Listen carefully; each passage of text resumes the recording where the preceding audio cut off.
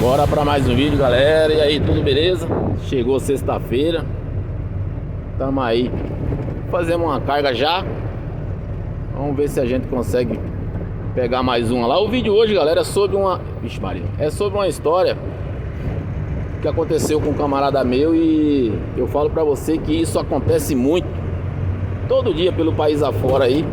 Não acontece só com um caminhoneiro não, mas como aconteceu com um camarada meu que tinha 3 caminhões, então Deus o livre que você se depare com esse tipo de situação. Mas se você chegar a esse ponto, né, com essa história aqui, você vai tirar assim uma ideia do que você possa fazer, porque existe 2 caminhos, né? Eu vou te falar do que é, ó. Você sabe que tudo na vida, eu tenho sempre falado isso nos vídeos, você tem que se preparar para tudo, né? Você quando vai se casar, né? Aí você já deve estar falando assim: Alexandre, o que é que tem a ver a casamento com caminhão? Espera aí que você já vai ver. Quando você vai se casar, você não chega para uma mulher do nada, né? Primeira vez você chega na rua, chega para ela e fala: ó, vamos ali, bora casar. Já coloca ela dentro de uma casa e já vai morar junto. Não é assim, né, mano? Primeiro você conhece, você namora, você noiva, tem um noivado. Todo esse tempo aí é para você conhecer a pessoa, ou seja, para você se preparando, né? Para ver se ela realmente serve, né, para você. Aí é muito importante você deixar passar aquele tempo da paixão, né? Que geralmente aí os especialistas falam que é entre 1 ano e meio e 2 anos. Para você, o que sobrar disso aí, né? Daquele fogo, né? Daquela pegação toda do início, o que sobrar disso aí, né? É o que vai prevalecer se vocês vão continuar o resto da vida ou não. Então vamos lá. Como eu falei para vocês que para você se casar, você tem que se preparar, né? Muitas vezes você tem que comprar um terreno, ou então muitas vezes você constrói aí faz um puxadinho aí na casa da sua sogra, da sua mãe, e você vai se preparando, comprando os móveis e tudo, para poder você assumir uma pessoa. Então tá. Agora a pergunta que eu te faço é: e para separar, né? Para separar, eu vejo um erro muito grande, né? Não é só com o caminhoneiro, com todo mundo em minha volta. É muito importante, eu tenho falado, galera, que para você pegar sabedoria, você prestar muita atenção no que acontece com a vida das outras pessoas. Cuidado para você não entender que eu tô falando para você se importar, não é isso, né? Tô falando para você prestar atenção o que acontece com as outras pessoas, para você não deixar acontecer com você. Isso aí chama-se sabedoria, né? Então vamos lá. Para separar, galera, eu não vejo ninguém se preparando, né? Porque a separação, se você prestar atenção, ela não acontece da noite pro dia, né? Você não vai chegar em casa, né? Eu falo pra você porque já aconteceu comigo, né? Você não vai chegar em casa e chegar pra sua esposa do nada e falar: ó, não dá mais, tô saindo fora, né? Entendeu? Vou viver a minha vida. Não é assim, né? O casamento, ele vai dando sinais, tá certo? Ele vai dando sinais que ele tá fracassando, que não vai dar mais certo, né? E você tem que perceber isso aí. É claro que você percebe. Então, se você percebe que o seu casamento ele vai fracassar, então você já tem que ir se preparando para se separar, mano. E eu vejo que ninguém faz isso aí, entendeu? Aí o que acontece? Você constrói toda uma vida com a pessoa, né? Quando eu tô falando constrói uma vida, eu tô falando de patrimônio mesmo, né?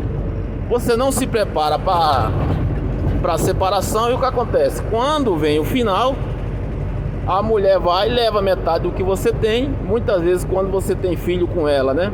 Eu tenho histórico aí de camarada meu que abandonou uma casa que custa hoje aproximadamente aí 700 mil reais. O cara abandonou a casa lá porque ele tinha 4 filhos com ela. E enfim, o cara saiu completamente para começar do zero, né? Então, no meu ponto de vista, se isso aí é justo ou não, aí cabe a quem criou as leis, né? Mas vamos lá, galera. O que eu tô querendo dizer, eu vou agora entrar na história do camarada meu, que ele tinha 3 caminhões. Ele tinha 2 2013, e ele tinha um 1513, tá? O que aconteceu, galera? Esse cara, ele tava trabalhando redondinho com esses 3 caminhões, tudo, né? E ele se envolveu aí com uma mocinha aí que trabalhava numa casa de peça, né? Peça para caminhão. Ele se envolveu com uma mocinha Na época, eu acho que ela tinha uns 18, 20 anos de idade, né? A mulher dele descobriu, né? E do dia pra noite, galera, esse cara pegou esses 3 caminhões. Eu me lembro que na época, um caminhão daquele, os caminhões dele era tudo arrumado, bonitão, né? Na época eu me lembro que cada caminhão daquele valia aproximadamente aí uns 28 mil reais, né? Cada caminhão, esse caminhão dele tudo bem arrumado. E o que é que ele fez, galera? Pra ele não deixar, não perder a metade pra ela, ele pegou os 3, ele fez isso aí muito rápido, né?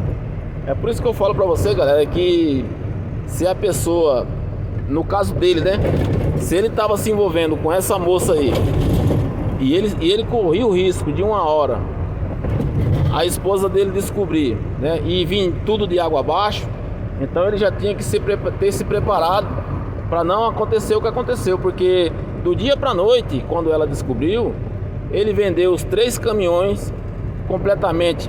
Ele perdeu um, porque eu me lembro que ele foi numa agência ali na Aricanduva e vendeu os 3 caminhões por 50 mil, entendeu?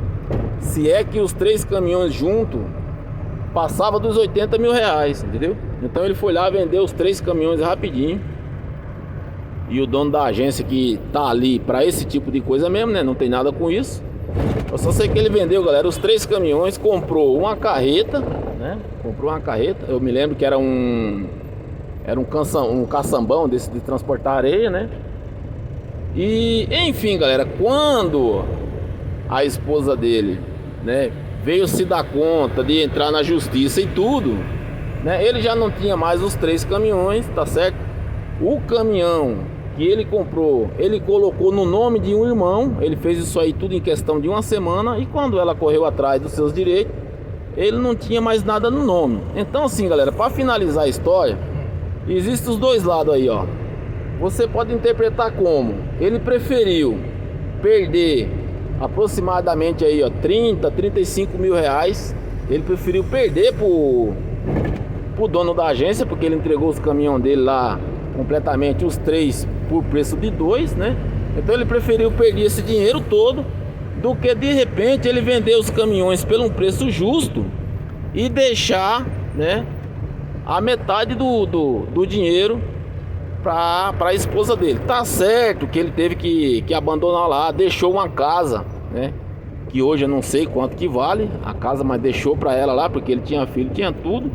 Enfim, galera, dá pra você tirar aí várias interpretações de uma história dessa, entendeu? Mas o mais importante que eu acho que você tem que verificar aí, tá? É a questão de você se preparar também quando você... Deus o livre, cara, que você se envolva nesse tipo de situação, mas... eu não... Sinceramente, cara, eu não sei porquê. Eu não te conheço, você que tá me assistindo aí. Mas de uma coisa eu sei, cara, na tua família tem histórico de separação, entendeu? A impressão que dá é que esse negócio do ser humano casar para ficar uma vida inteira junto, parece que isso aí foi uma coisa que foi a sociedade que criou, né? A maior prova disso a gente viu na pandemia, o maior número de separações de casais da história foi aí na pandemia, em um momento onde as famílias, marido e esposa principalmente, tinham que ficar junto, né? E se acolher. Foi o momento que mais teve separação da história. Então, enfim, galera, para encerrar, para o vídeo não ficar muito longo, fica você aí com sua interpretação, tá? Espero que esse vídeo tenha te ajudado a você, assim, ó, a ficar em alerta na questão, se um dia você se deparar com esse tipo de situação. Da mesma forma que você se preparou para casar, você tem que se preparar. Se de repente você for se separar, você tem que se preparar também, entendeu? Aí vai várias outras questões, tá, que você pode colocar aí pelo caminho, né? Porque tem pessoas que estão pensando assim, Alexandre, mas se a pessoa que está comigo é uma pessoa que ralou comigo, né? É uma pessoa que trabalhou junto comigo toda uma vida, construímos junto, aí é uma outra história, tá? Cada caso é um caso, não dá para generalizar, beleza, galera? Então você tira aí suas conclusões. Espero que eu tenha ajudado no vídeo aí em alguma coisa. Muito obrigado por ter assistido.